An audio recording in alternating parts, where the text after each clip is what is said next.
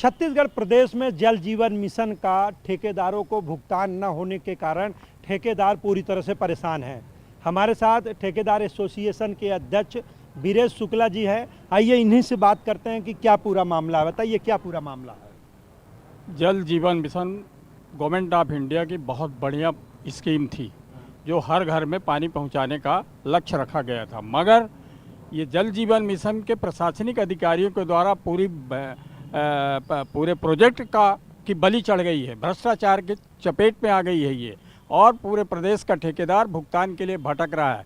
कोई आत्महत्या करने की बात कर रहा है, कोई सुसाइड करने की बात कर रहा है, कोई कुछ कर रहा है। क्योंकि ठेकेदार जो छोटे ठेकेदार हैं, सिंगल विलेज के कॉन्ट्रैक्टर जो छत्तीसगढ़ के मूल रूप से निवासी हैं, उनको भुगतान नहीं हो पा रहा है।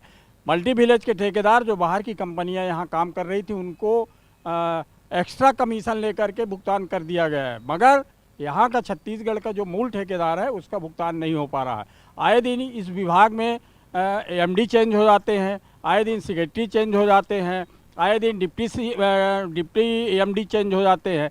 हर एमडी अपना अलग अलग आदेश जारी करता है, जिसके कारण पूरा विभाग कंफ्यूज हो चुका है कि हम किस रास्ते पे चलें और ठेकेदारों का भुगतान किस रास्ते से किया जाए। मगर आज मैं डिप्टी एमडी श्री चंद्रवंशी जी से बातचीत किया है।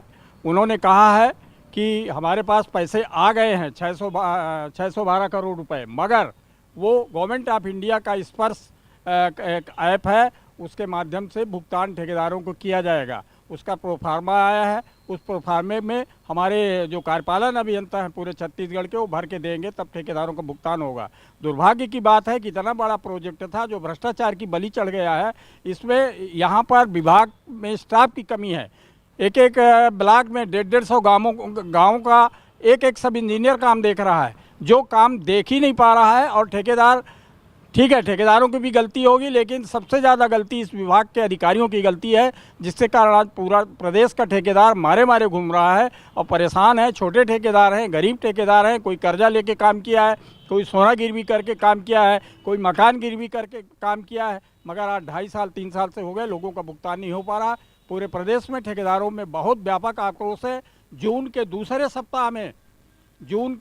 सप्ताह में नीर भवन में पूरे प्रदेश के ठेकेदार इकट्ठा होंगे और यहीं पे धरना दिया जाएगा, यहीं खाना खाएंगे, यहीं टट्टी करेंगे, यहीं सब। जब तक उनका समस्या का निराकरण नहीं होगा तो ठेकेदार यहाँ से उठेंगे नहीं। अच्छा, एक बात कर रहे हैं कि जो कमीशन की बात कर रहे हैं, कितना % कमीशन की बात हो रही है?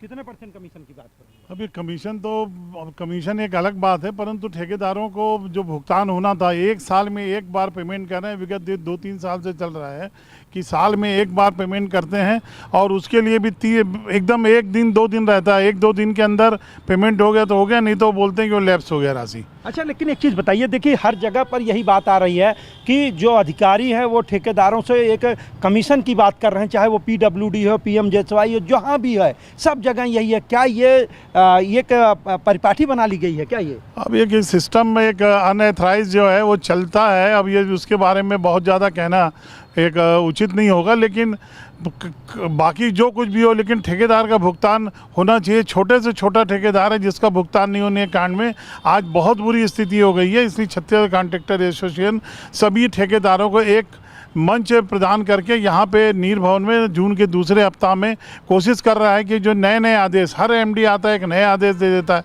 अब वो जो पुराने विभागीय अधिकारी हैं और उनके जो पुराना बिल जो चढ़ा रहता है, फिर वापस आ जाता है डिवीज़न से, और ये बोलते हैं हमारे पास एक भी बिल नहीं है करके। ऐसी सब राम कहानी चल रही है। तो ये मंत्री जी से भी हम लोग मिल के, और डायरेक्टर जो अभी हैं उनसे भी मिलके निवेदन करेंगे और ये धरना देंगे यहाँ पे कि प्रदेश के ठेकेदारों को, उनको 2 बिल है, 4 बिल है, उसमें 1-2 बिल पेमेंट करिए, जिसमें कुछ राहत होगी, तो जो बचा काम है उसको वो पूर्ण कर पाएंगे।